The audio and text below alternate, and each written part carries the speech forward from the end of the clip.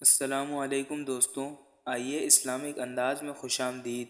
کتابوں سے تصدیق شدہ حدیث مبارکہ اور اسلامی واقعات جاننے کے لیے ہمارے چینل کو ضرور سبسکرائب کریں، شکریہ۔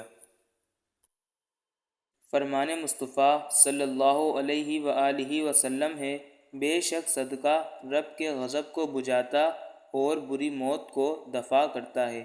تو پیارے دوستوں، ہمیں اس حدیث سے یہ سبق ملتا ہے، سخی پر اولاً تو دنیاوی مصیبتیں آتی نہیں، اگر امتحاناً آ بھی جائیں تو اللہ تبارک و تعالیٰ کی طرف سے اسے سکون قلبی نصیب ہوتا ہے، جس سے وہ صبر کر کے ثواب کما لیتا ہے۔